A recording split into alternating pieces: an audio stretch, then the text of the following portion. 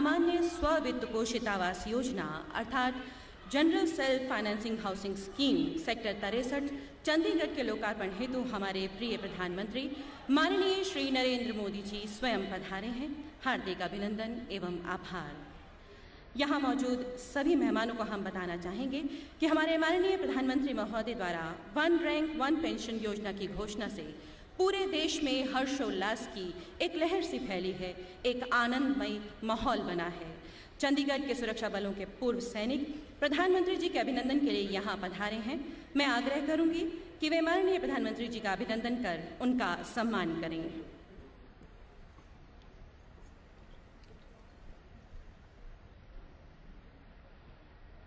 इधर से ले आइए।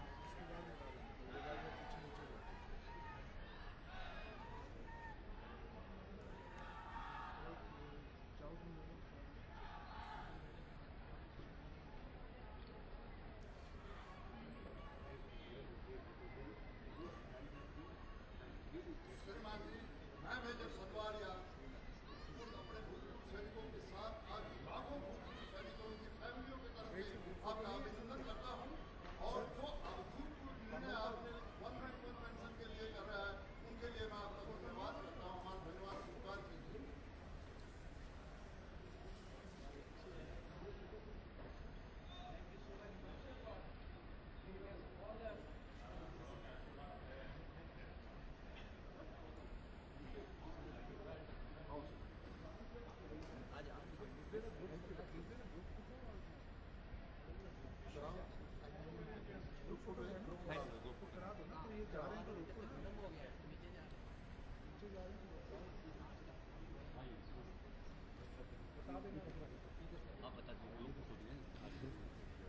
आप सभी से विनम्र निवेदन कि एक ग्रुप फोटो के लिए आप मंच पे रुकें। सम्मान के ये क्षण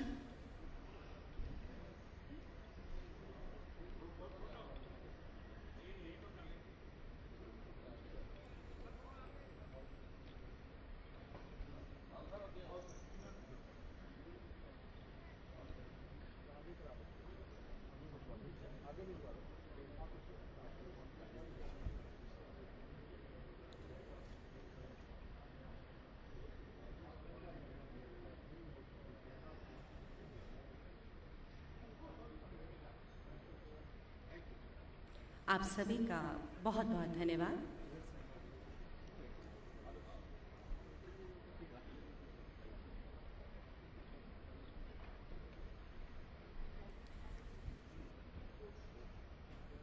माननीय मुख्यमंत्री हरियाणा श्री मनोहर लाल खट्टर जी से मेरा विनम्र निवेदन है कि वे माननीय मुख्य अतिथि जी एवं सभी विशिष्ट अतिथियों का स्वागत करें।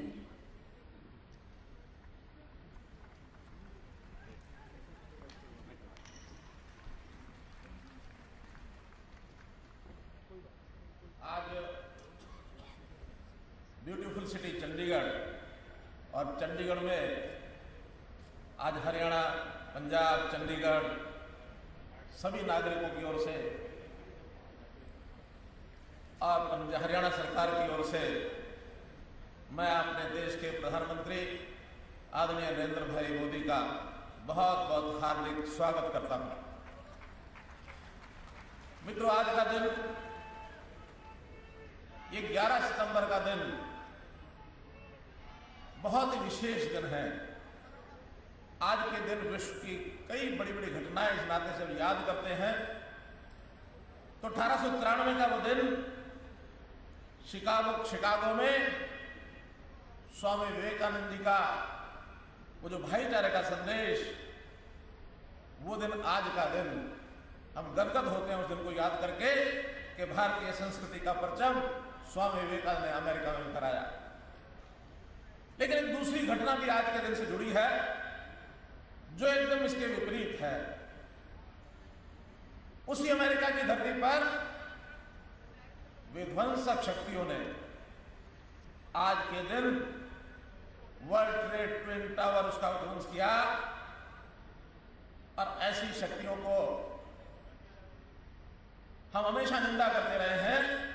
ऐसी दोनों घटनाओं को जब याद करते हैं और उस एक घटना के कारण से मैं अपने प्रिय प्रधानमंत्री, लोकप्रिय प्रधानमंत्री श्री नरेंद्र भाई को उनके साथ इस रूप में जोड़ता हूं कि जिन स्वामी विवेकानंद ने दुनिया में भाईचारे का संदेश दिया, वो स्वामी विवेकानंद भी बचपन में नरेंद्र थे।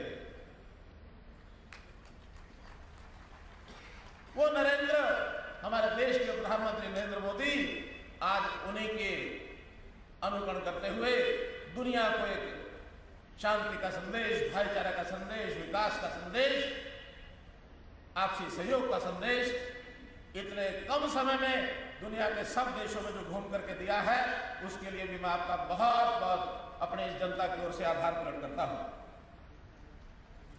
हम लोग आज पंजाब और हरियाणा के लोग चंडीगढ़ में हैं।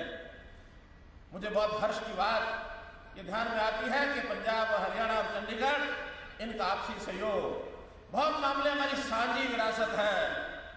हमारी राजधानी एक है, हमारा हाई कोर्ट एक है, हमारी असेंबली एक है, हमारी जनता की बोली, भाषा, संस्कृति सब एक है। और आज इंटरनेशनल एयरपोर्ट, ये भी एक होकर के हमने उसका आपके सामने एक विषय रखा, उसका उद्घाटन हुआ। उसके कारण से भी आज तीनों चारों प्रदेश, उसमें हिमाचल, हरियाणा, चंडीगढ़ तो है ही, साथ में हिमाचल प्रदेश भी, इसके भी लोगों को बहुत बड़ा लाभ होगा। इसका आपने उद्घाटन किया, आपका बहुत बहुत आभार प्रकट करता हूं। हमारी ये tri city Chandigarh Mohali kilometre की बेल्ट, जो हमारे यहाँ पर्यटन की दृष्टि से बहुत ही एक महत्वपूर्ण भाग है, इस क्षेत्र में हम नेचुरल चिकित्सा, प्राकृतिक चिकित्सा के नाते से बहुत अनुकूल क्षेत्र मानते हैं। इसको भी हम विकसित करेंगे ताकि प्रदेश के और देश के आर्थिक विकास में इन बातों का हम लाभ उठा सके। एक बहुत महत्वपूर्ण, इस एरिया में ही भारतीय संस्कृति की एक मूल धारा सरस्वती नदी की धारा, सरस्वती का उद्गम स्थान यहाँ से मात्र 50 किलोमीटर है और उस उद्गम स्थान के कारण से वहां पर जो खुदाई हुई सरस्वती के मार्ग पर, वहां से पानी की धारा बहने लगी है। ये एक नया, एक अजूबे से कम नहीं है। जो हजारों वर्ष पहले सरस्वती लोप हो गई थी, उसके पानी की अविरत धारा बहाने के लिए हमने संकल्प किया है।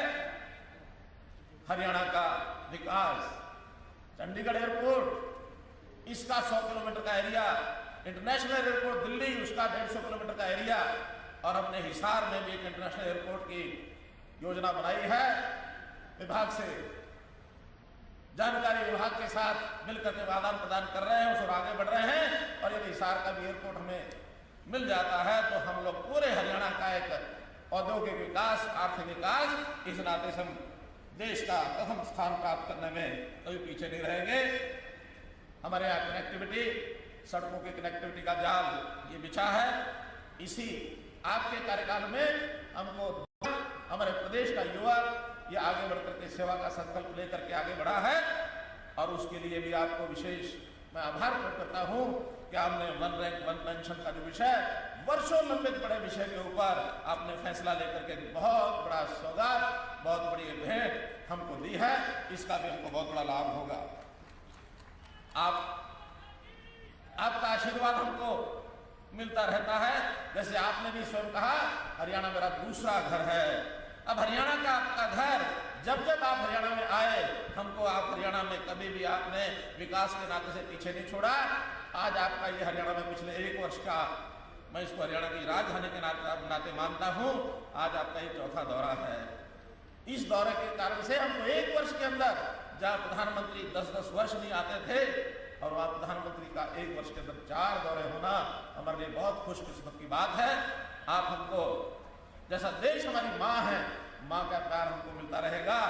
एक बात और इस अवसर पर मैं कहना चाहूँगा कि पंजाब हमारा बड़ा भाई है, हम पंजाब और हरियाणा के लोग मिल करके, हमारी आपसी बहुत साझी विरासत तो है ही, कुछ साझी कठिनाइयां भी हैं, उन साझी कठिनाइयों के लिए मिलजुल करके हम काम करेंगे और इन कठिनाइयों को काम करने के लिए बादल साहब से भी निवेदन करता हूं कि आप बड़े भाई का एक प्यार, एक प्रेम, एक आशीर्वाद बनाए रखेंगे तो निश्चित रूप से उत्तर भारत में हरियाणा और पंजाब और हिमाचल प्रदेश, चंडीगढ़, ये सब मिल करके उत्तर भारत को इस प्रकार से आगे बढ़ाएंगे कि जिससे देश की प्रगति में हम भी अपना योगदान कर सकें। मैं पुनः देश के प्रधानमंत्री श्री नरेंद्र भाई मोदी जी का और यहाँ आए हुए सभी महानुभावों का बहुत बहुत आभार प्रकट करता हूँ, बहुत बहुत धन्यवाद करता हूँ। जय हिंद। बहुत बहुत धन्यवाद सर। मैं सादर आग्रह करती हूँ माननीय मुख्यमंत्री पंजाब श्री प्रकाश सिंह बादल जी से कि वे इस शुभ अवसर पर अपने विचार हमसे साझा करें। परम सत्कारयोग देश के बहुत ही काबल, देश की नब्ज नूं समझण वाले साडे प्रधानमंत्री श्री नरेंद्र मोदी जी, साडे गवर्नर साहब श्री कप्तान सिंह सोलंकी जी, एविएशन मिनिस्टर साहब, MP साहबान, कैबिनेट के मंत्री साहबान, मेरे बहुत ही प्यारे गवांढी सूबे के चीफ मिनिस्टर मनोहर लाल खट्टर जी, ते मेरे सामने विराजमान पंजाब, हरियाणा ते चंडीगढ़ तो आए सत्कारयोग वीरों, भैनों, नौजवानों, वाहिगुरू जी का खालसा, वाहिगुरू जी की फतेह। अज का दिन बड़ा इतिहासक दिन है, बड़ा अहम दिन है कि मेरा ख्याल है कि पहली दफा जदों का हरियाणा पंजाब बने लीडर तो एक मंच से शायद इकट्ठे हुए हो, लेकिन ये मोदी साहब की मेहर है, करिश्मा है कि सामने पंडाल में एक खिते के सारे जिम्मेवार इकट्ठे इतने हुए। मैं सब तो पहला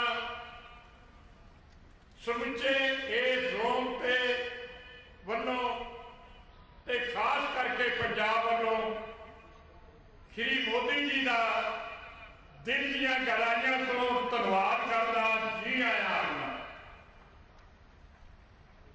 यह इलाका श्री मोदी जी वास्ते कोई नवा इलाका नहीं,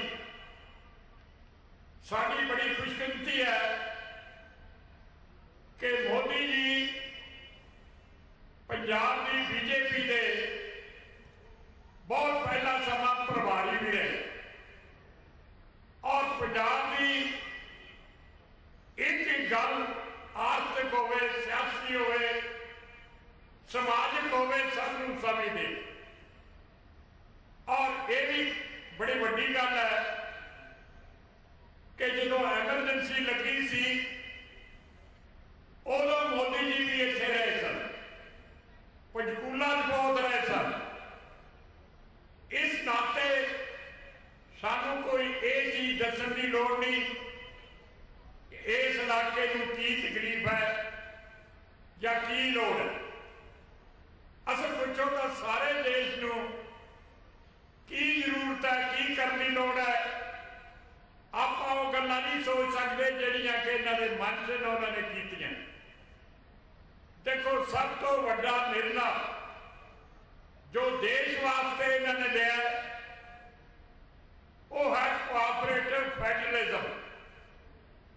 कांग्रेस का लंबा समा राज रहा देश के ते सूबे की जो अख्तियार सन वो सारे खो के सेंटर ने अपने को ले लिया। मोदी साहब मुख्यमंत्री रहे हैं बहुत चेर, ये समझ रहे हैं कि देश का ही तगड़ा हो सकता है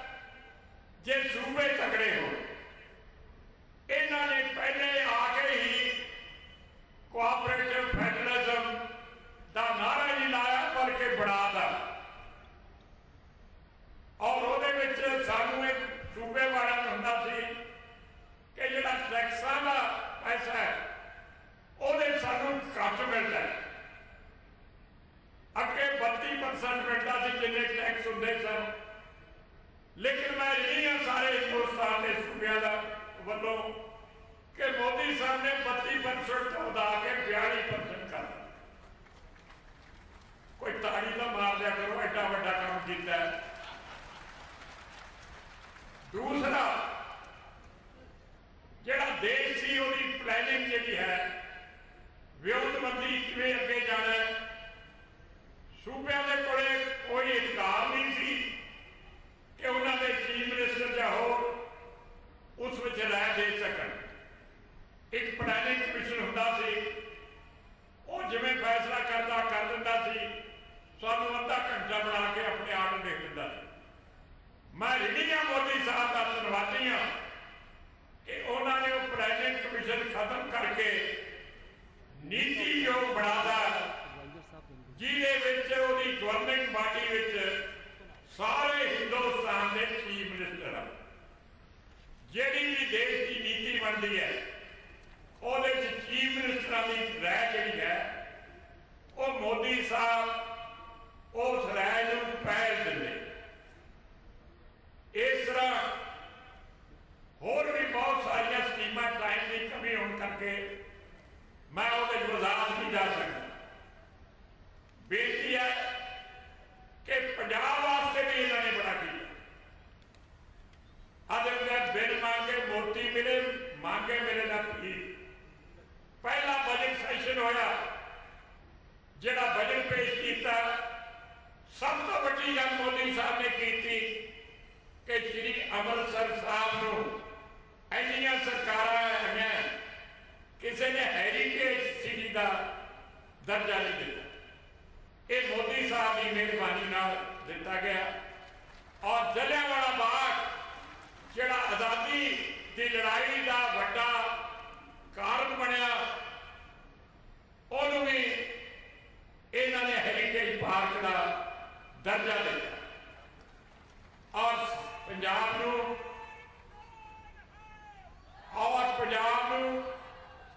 वड्डा अस्पताल IMO दिता, बिजनेस का वड्डा अपना अदारा दिता और हार्टिकल्चर वास्ते भी यूनिवर्सिटी वर्गा स्थान दिता। सब तो वध मैं इन्हां गल्लां नूं समझदा कि मोदी साहब ने आपां नूं प्यार दिता। देखो मैं बड़ा धन्नवादी हाँ कि अज सारे आपां इस मंच से इकट्ठे हुए। ये भी इन्हां दा धन्नवाद करदा कि जिथे इस इलाके ने देश की आज़ादी वास्ते बहुत योगदान पाया, फौज वास्ते भी बहुत योगदान पाया, और जो फौजियों अज उन्होंने आके मोदी साहब का धन्यवाद किया। बहुत देर के 20-25 साल के रौला बेचारे पाते हैं, किसी ने नहीं दिता वन रैंक वन पेंशन, वो भी मोदी साहब ने ही मेल की।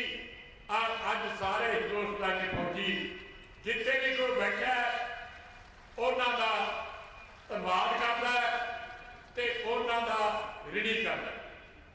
मोदी साहब मैं तुम एको गल कहनी है कि एक लाल बहादुर शास्त्री जी ने नारा लाया सी, जय जवान ते जय किसान।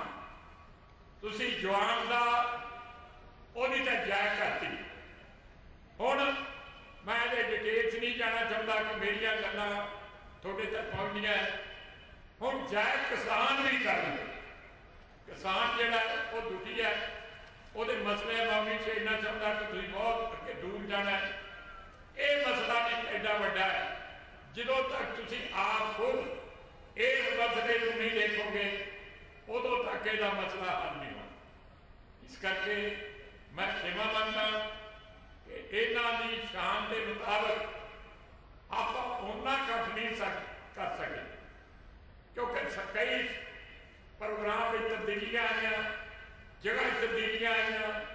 इस करके मैं तिना खित्तियां की सारे वालों मोदी साहब तो क्षमा मांगता और फिर कदे सानू टाइम दिओ ताकि सही मैंने वड्डा कट करके छोटा जिहड़ा असी जो कुछ तुसीं देश वास्ते कीता है, सब तो वड्डा काम कीता देश का मान है।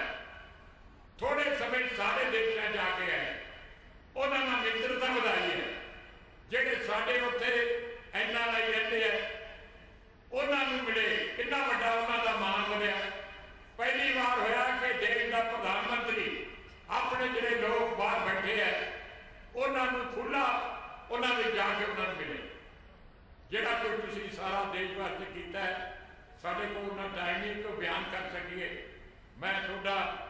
फिर इतने आउंदे हिमाचल वालों, हरियाणे वालों, पंजाब वालों, यूपी वालों, सब वालों थोड़ा धन्यवाद करना, थोनू जी आया कहना, थोनू खुशी आमदीद कहना, इतने की इजाजत मंगदा। बहुत बहुत धन्यवाद, बहुत बहुत शुक्रिया। आपका धन्यवाद सर।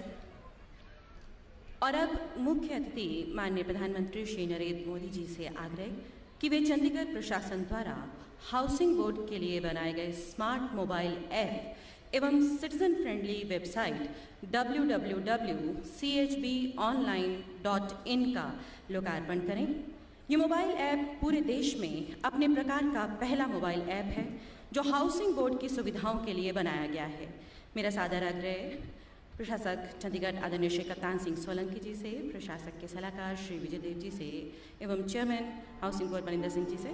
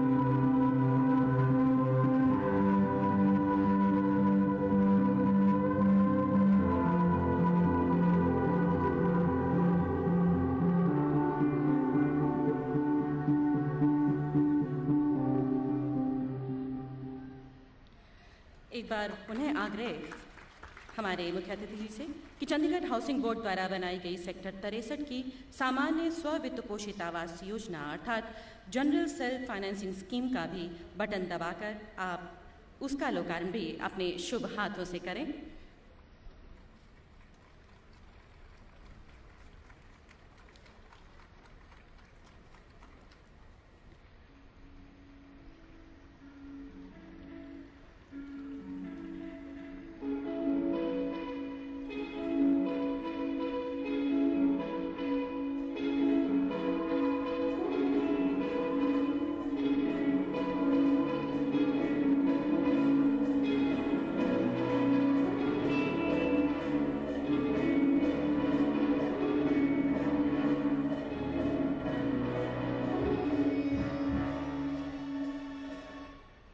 बहुत बहुत धन्यवाद सर।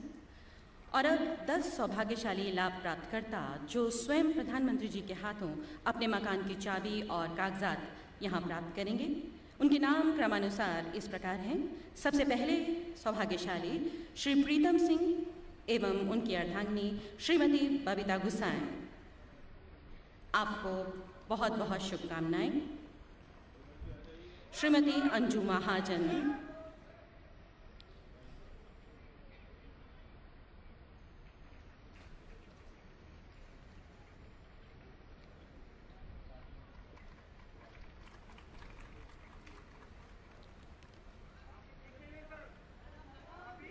हार्दिक बधाई।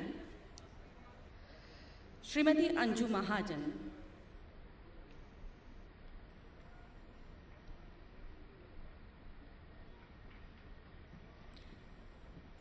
अगले लाभ प्राप्त करता है श्रीमती नीतू रानी एवं श्री सुरेंद्र कुमार। आपको भी बहुत बहुत बधाई। श्रीमती पूजा महाजन एवं श्री विजय महाजन,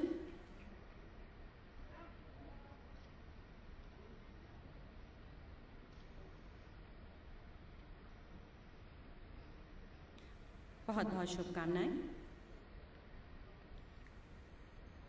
श्री रविंद्र कुमार गोयल एवं श्रीमती नीना गोयल,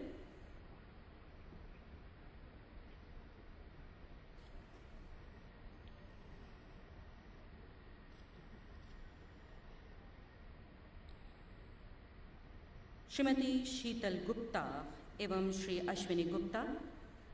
एक बार जोरदार तालियां इनके लिए। बहुत बहुत शुभकामनाएं। श्रीमती शीतल गुप्ता एवं श्री अश्विनी गुप्ता।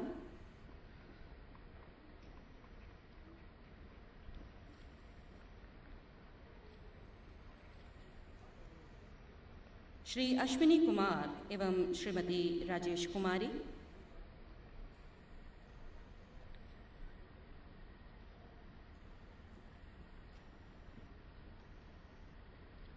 श्रीमती रेणु बाला एवं श्री अनिल कुमार। आपको भी बहुत बहुत बधाई।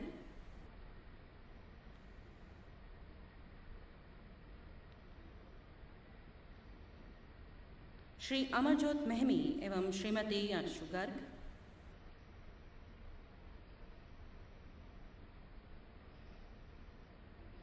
बहुत बहुत शुभकामनाएं।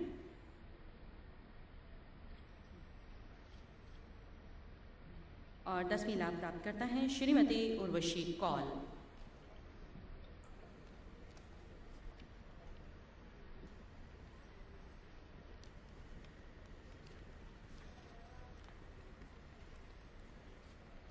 सर आपका बहुत बहुत आभार। और अब वो क्षण है जिसका सिटी ब्यूटीफुल के वासी बेसब्री से इंतजार कर रहे हैं। जन जन के प्रिय माननीय प्रधानमंत्री नरेंद्र मोदी जी से सादर निवेदन कि वे अपने आशीष वचनों से हम सभी का मार्गदर्शन करें और इस आयोजन को सफलता के चरम पर पहुंचने का सौभाग्य प्रदान करें। आपकी जोरदार तालियों के बीच में मैं सादर निमंत्रण देती हूं।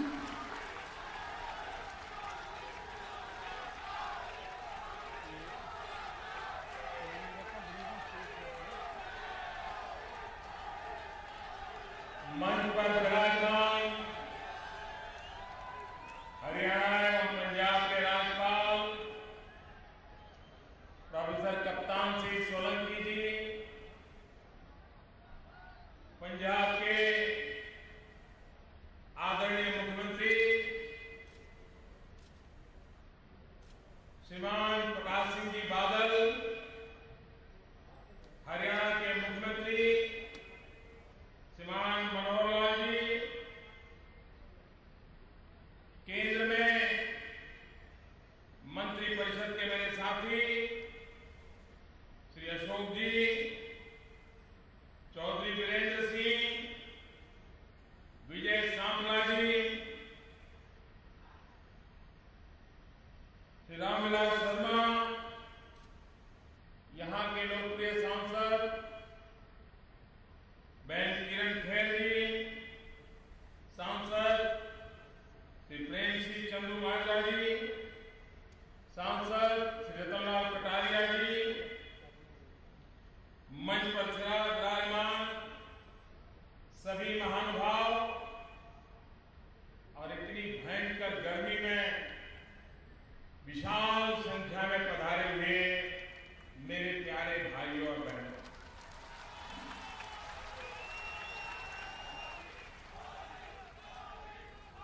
एक समय था जब मैं भी चंडीगढ़ में वहां सामने आप लोगों के साथ बैठ करके बड़े बड़े नेताओं के भाषण सुनता था, कार्यक्रम में आता था और आप सबसे सहजता से मिलजुल पाता था। लेकिन पद के साथ कुछ कठिनाइयां भी आती हैं। एक प्रकार से सिक्योरिटी संभालने वाले लोग ही निर्णय करते हैं कि हम बाएं जाएं कि दाएं जाएं, और उसके कारण मेरे सामने बैठे हुए बहुत चेहरे मुझे परिचित दिखाई दे रहे हैं, जिनके बीच ही मैं जीता था। आज मैं उनसे मिल भी नहीं पा रहा हूं। ये कभी कभी ये चीजें बड़ी पीड़ा करती है, लेकिन क्या करें, अब व्यवस्था के हम पाबंदी आ गई है तो, लेकिन अपनों के दर्शन हो रहे हैं मुझे दूर से। प्रधानमंत्री का दायित्व संभालने के बाद सार्वजनिक रूप से आप लोगों से मिलने का मुझे पहला अवसर मिला है। और बादल साहब ने एक बढ़िया बात बताई कि ऊपर के लोगों का तो मिलना जुलना होता है, चाहे हरियाणा हो, पंजाब हो, चंडीगढ़ हो, लेकिन जनता जनार्दन का मिलना बहुत कम होता है। आज वो अवसर दिखाई दे रहा है और इसलिए मैं मानता हूं कि आज का कार्यक्रम की सबसे बड़ी सफलता ये है कि हरियाणा, पंजाब और चंडीगढ़ तीनों एक साथ बैठ करके विकास के लिए चर्चा कर रहे हैं, विकास के लिए योजना कर रहे हैं। आज सुबह मैं यहां पहुंचा और सबसे पहले एयरपोर्ट के नए टर्मिनल के लोकार्पण का मुझे सौभाग्य मिला। मैं चंडीगढ़ बहुत रहा हूं, बहुत आया हूं, लेकिन मैं कभी सोच नहीं सकता था कि चंडीगढ़ में इतना शानदार एयरपोर्ट भी बन सकता है।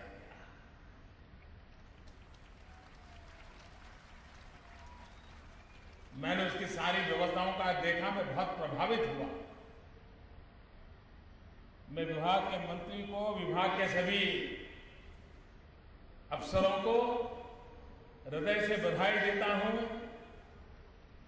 कि चंडीगढ़ की शोभा बढ़ाने वाला ये एयरपोर्ट बना है, टर्मिनल बना है। और इतना ही नहीं,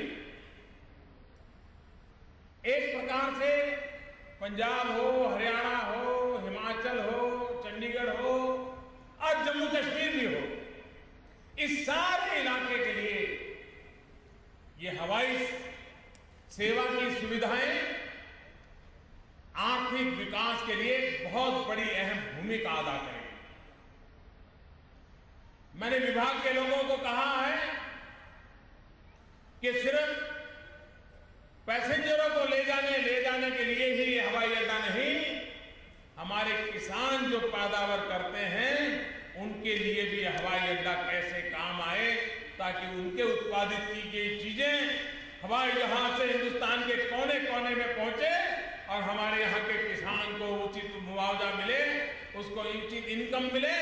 ये महत्वपूर्ण काम करने की दिशा में भी ये सुविधा काम आए, उसके लिए मैंने उनको आज कहा है वे इस पर अध्ययन करेंगे और बात को आगे बढ़ाएंगे।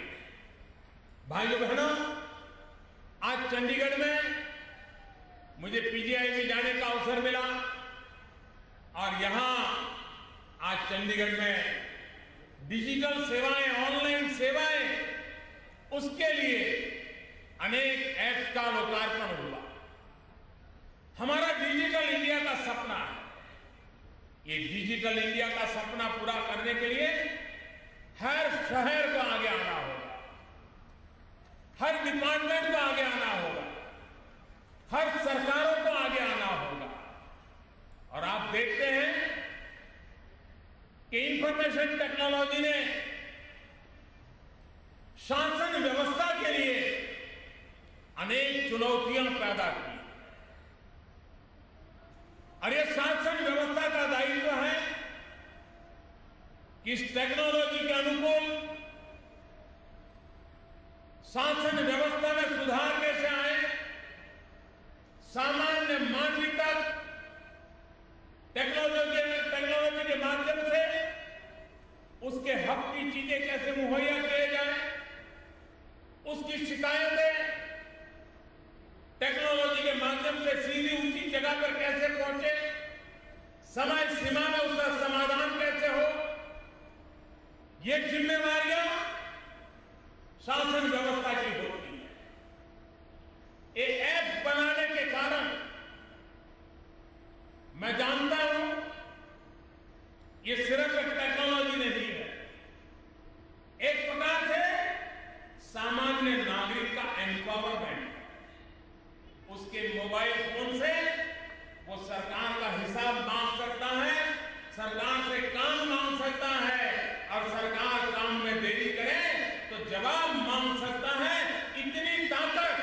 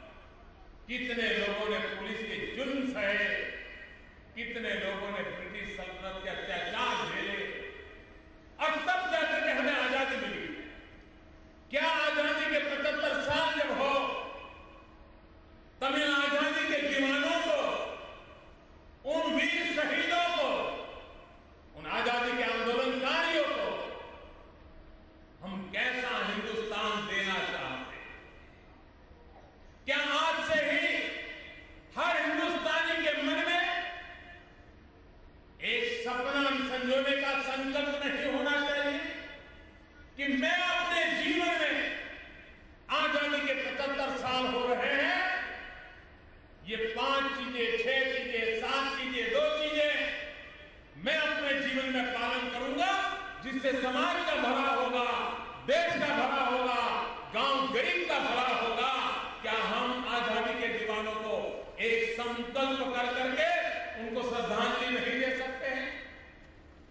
समय की मांग है कि हर भारतवासी ने आज से ही आजादी के 75वां साल कैसा हो उसकी तैयारियां शुरू करनी चाहिए और विकास के द्वारा, समस्याओं के समाधान के द्वारा करनी। और उसमें एक सपना मेरा, वो सपना है 2022 में जब भारत की आजादी के 75 साल हो, तब हिंदुस्तान के गरीब से गरीब व्यक्ति को भी रहने के लिए उसको अपना घर मिल जाए। ये काम मैंने सर पे लिया।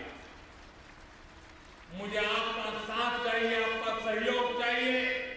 और उसी के सिलसिले में आज हजारों चंडीगढ़ वासियों को हाउसिंग स्कीम के अंतर्गत मकान देने का मुझे सौभाग्य मिला। आने वाले दिनों में करोड़ों मकान बनाने की जरूरत पड़ने वाली है। और जब करोड़ों मकान बनेंगे मतलब एक प्रकार से इतनी बड़ी मात्रा में मकान बनवाने पड़ेंगे कि जिसके कारण एक प्रकार से यूरोप के नए देश जितनी जनसंख्या है उतना हमें यहां बसाना पड़ेगा, इतने मकान बनाने पड़ेंगे, गरीबों के लिए बनाना। और मैंने पहले दिन से कहा है, जब संसद के सेंट्रल हॉल में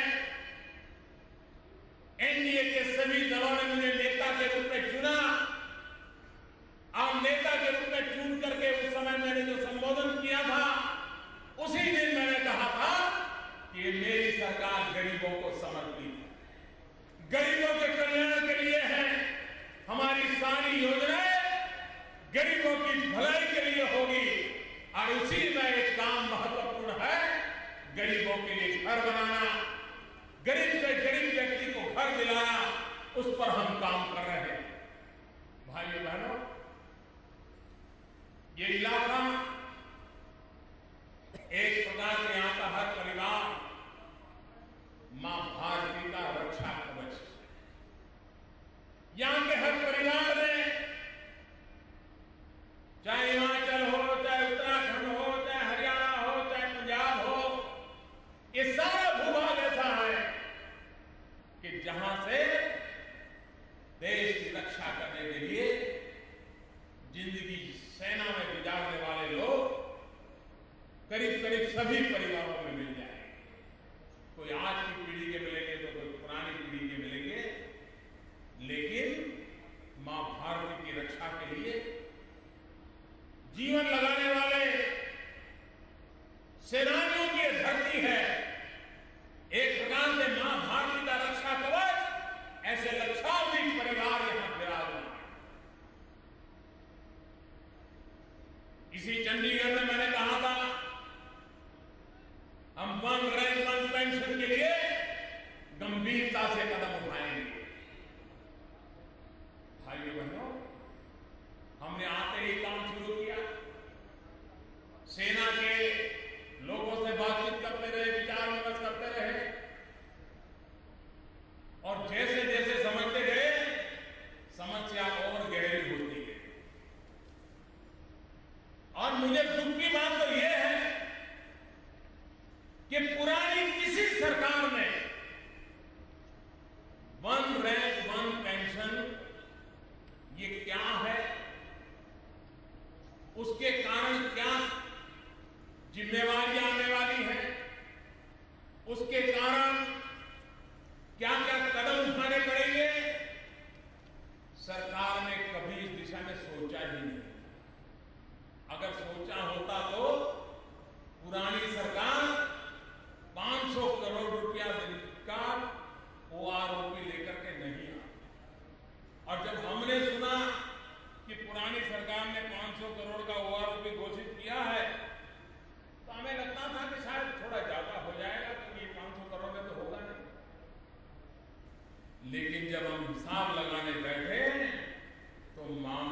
10,000 करोड़ तक पहुंचने पर गया है। 10,000 करोड़। भारत जैसे देश के लिए ये रकम छोटी नहीं है, लेकिन देश की रक्षा के लिए जीवन खपाने वालों की जिंदगी इससे ज्यादा मूल्यवान होती है। और इसलिए हिंदुस्तान के गरीब से गरीब व्यक्ति ने भी सेना के जवानों के लिए इतना बड़ा अहम कदम उठाया। इसे एक सरकार को क्रेडिट मत दीजिए। एओआरओपी के लिए नरेंद्र मोदी को क्रेडिट मत दीजिए। मैं देश के जवानों को कहता हूं कि इतना बड़ा 10,000 करोड़ रुपयों का खर्च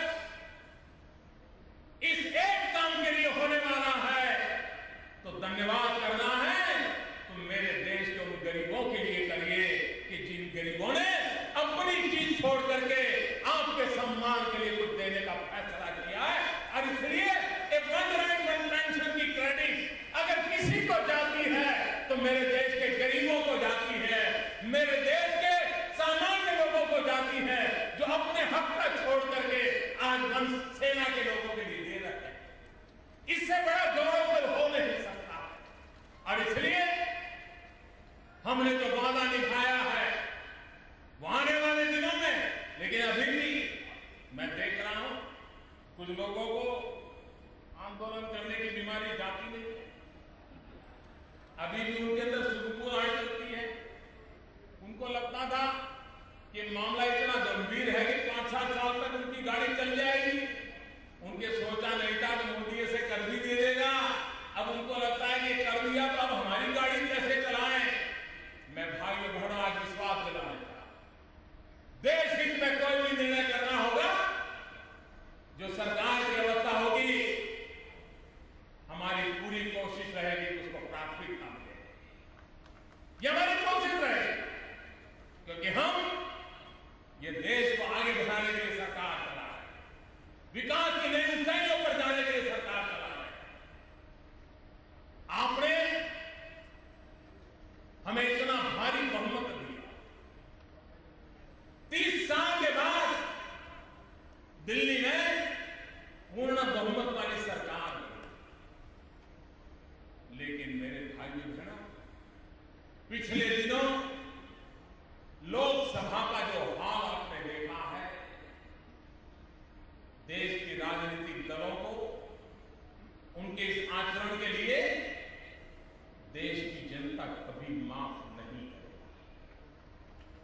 आपको चुनकर के भेजा है, सदन में जाइए, बैठिए, घंटों चर्चा कीजिए, 1 दिन नहीं, 2 दिन कीजिए, 5 दिन कीजिए, 7 दिन कीजिए,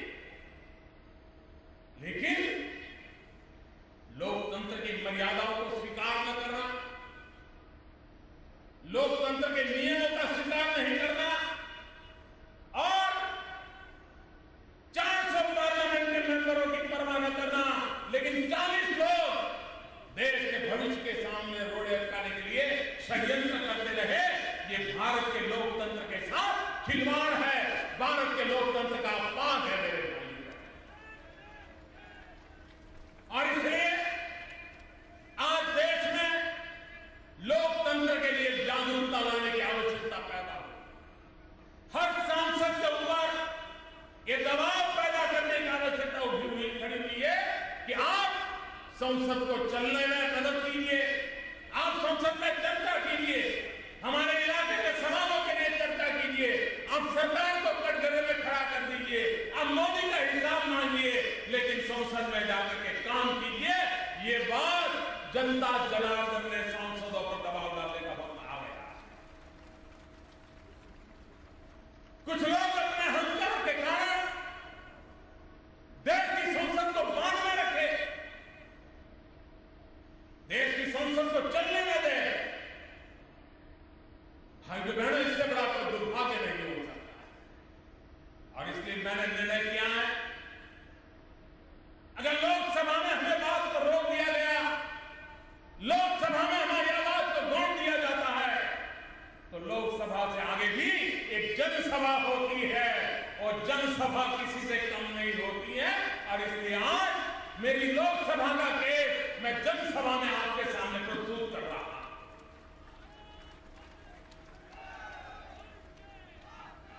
भाइयों बहनों, विकास की नई ऊंचाइयों को पार करने के लिए सरकार ने अनेक अहम कदम उठाए, चाहे भ्रष्टाचार के खिलाफ लड़ाई हो, चाहे विदेशों में से काला धन वापस लाना हो, चाहे महंगाई को कंट्रोल करने का प्रयास हो, चाहे गरीब से गरीब व्यक्ति को विकास की यात्रा में आगे आने का अवसर मिलता हो, चाहे जनधन अकाउंट की योजना हो, चाहे इंश्योरेंस स्कीम लाए हो, चाहे अटल पेंशन योजना लाए हो, गरीबों की भलाई के लिए लाए। हमारे देश के किसान कभी उनको प्राकृतिक आपदाएं झेलनी पड़ती थी, लेकिन किसान को मुआवजा देने में कोताही बरती जाती। हमने आते ही निर्णय कर लिया, अनेक महत्वपूर्ण निर्णय किए। पहले 50% नुकसान होने के बाद हिसाब होता था, हमने 33% कर दिया। हमने उसके दायरे को बढ़ा दिया, हमने मुआवजे को बढ़ा दिया। जब ओले गिरे तो हमारे किसानों को सर्वाधिक पहले पैसे देने का काम ये दिल्ली में बैठी हुई सरकार ने किया। हमने इफरों का निर्णय किया। मैं अभी कल कुछ वैज्ञानिकों के साथ बैठा था, मैंने कहा मक्के में से इफरों बना करके प्रोसेसिंग की प्रक्रिया को कैसे आगे बढ़ाया जाए, कम खर्च में कैसे बढ़ाया जाए, ताकि पंजाब का मेरा किसान जो अब मक्के की खेती करने लगा है कोई इथेनॉल निकालेगा तो उसको पैसे ज्यादा मिलेंगे और देश में पर्यावरण की भी रक्षा होगी। इस पर काम करने के लिए मैंने वैज्ञानिकों को कहा है कि आप ऐसी सरल टेक्नोलॉजी डेवलप कीजिए ताकि छोटे से किसान को भी ज्यादा फायदा। हम एक के बाद एक उन निर्णयों को करते चले जा रहे हैं, क्योंकि जब तक हिंदुस्तान का गांव सक्षम नहीं होगा, सामर्थ्यवान नहीं होगा, यह देश सामर्थ्यवान नहीं हो सकता। गांव की ताकत बढ़नी चाहिए और उस दिशा में हम एक के बाद योजना कर रहे हैं। हम स्मार्ट सिटी की योजना लाए। मैं चंडीगढ़ वासियों से विशेष आग्रह करता हूं, चंडीगढ़ के अंदर स्मार्ट सिटी एक जन आंदोलन बनना चाहिए। हर परिवार ने स्मार्ट सिटी में अपने योगदान की जिम्मेवारी लेनी चाहिए। यहां के युवकों में स्मार्ट सिटी पर कंपटीशन होनी चाहिए, ऑनलाइन ऐसे कंपटीशन होनी चाहिए। हम स्मार्ट सिटी कैसा चाहते हैं और उसमें हमारा योगदान क्या होगा, एक नागरिक के नाते हम क्या कर्तव्य निभाएंगे। पहली बार देश में चैलेंज रूप पर स्मार्ट सिटी तय होने वाले। जो नगर आगे बढ़ेंगे, जो नगर महत्वपूर्ण निर्णय करेंगे, जो नगर अपने पैरों पर खड़े की ताकत रखेंगे, वो स्मार्ट सिटी की कंपटीशन में आगे आएंगे और तब जाकर के भारत सरकार उनको अतिरिक्त धनराशि देकर के आज जहां है वहां से 21वीं सदी के शहर बनाने की ओर ले जाएंगे। और इसलिए मैं चंडीगढ़ को निमंत्रण देता हूं कि आपको जो अवसर मिला है, पहले राउंड में चंडीगढ़ को एंट्री मिल चुकी है, लेकिन आगे की स्पर्धा कठिन है। वो आगे की स्पर्धा के लिए चंडीगढ़ को अपने आप को तैयार करना पड़ेगा। सिर्फ लाल दौरा कर करके बैठे रहने से बात बनने वाली नहीं है। और इसलिए मैं चंडीगढ़ के लोगों से आग्रह करूंगा और यहां के प्रशासन में बैठे हुए लोगों से भी आग्रह करूंगा कि स्मार्ट सिटी के लिए जनता को प्रशिक्षित करें, एक जन आंदोलन बनाए और जनता स्वयं स्मार्ट सिटी बनाने के लिए आगे आए तो सरकार की मदद उसे स्मार्ट सिटी बनाने में देर नहीं होने देगी। आने वाले दिनों में विकास ये भी मंत्र लेकर के हम चल रहे हैं, विकास को ही आगे बढ़ाने का मंत्र लेकर के चल रहे हैं।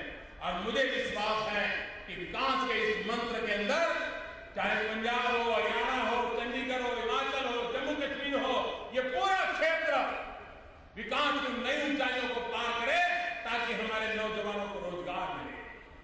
जितनी बड़ी मात्रा में हम नौजवानों को रोजगार देंगे उतनी देश की आर्थिक स्थिति में ताकत आने वाली है। उन बातों को लेकर के हम चल रहे। मैं फिर एक बार यहाँ इस समारोह के लिए आदरणीय मुख्यमंत्री जी का, गवर्नर साहब का, यहाँ के सभी सांसदों का हृदय से अभिनंदन करता बहुत बहुत धन्यवाद सर, आपका हार्दिक आभार। निश्चय ही आपका आना, हमारा मार्गदर्शन करना और इस आयोजन का सार्थक होना आने वाले भविष्य का शुभ संकेत है।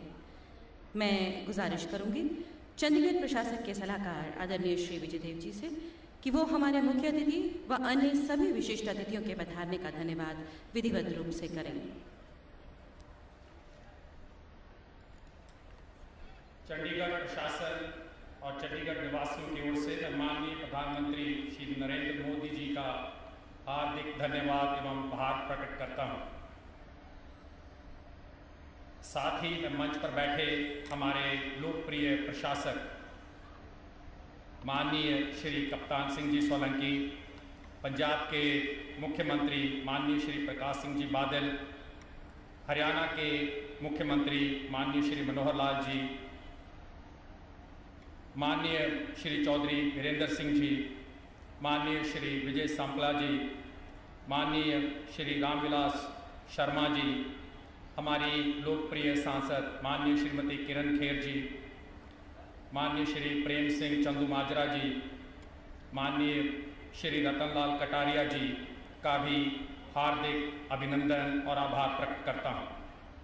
माननीय प्रधानमंत्री जी, चंडीगढ़ सिटी ब्यूटीफुल आपकी महत्वपूर्ण योजना स्मार्ट सिटी मिशन का एक अग्रणी हिस्सा है और हम पूरी तरह से प्रयासरत हैं कि आपके द्वारा दिखाए गए रास्ते पर चलते हुए अपने नागरिकों को एक पारदर्शी एवं सक्रिय कार्यशैली वाला प्रशासन मुहैया करवाएं। आपके विजन को साकार करते हुए चंडीगढ़ को हम एक डिजिटल सिटी, स्मार्ट सिटी ही नहीं बल्कि एक पीपल फ्रेंडली सिटी भी बनाएंगे। दिल की गहराइयों से आपका पुनः बहुत बहुत हार्दिक आभार चंडीगढ़ निवासियों की ओर से बुल्ले शाह की तरफ से 2 लाइनें आपकी खिदमत में पेश करना चाहूँगा। बुल्ले शाह असी तेरे बरदे हाँ, तेरा मुख वेखन नूं मरदे हाँ। बहुत बहुत धन्यवाद।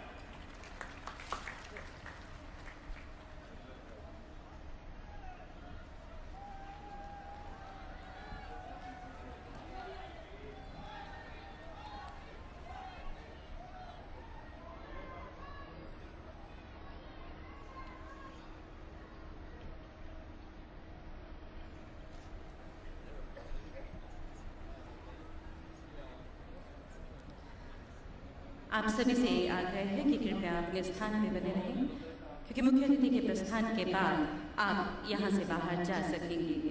धन्यवाद।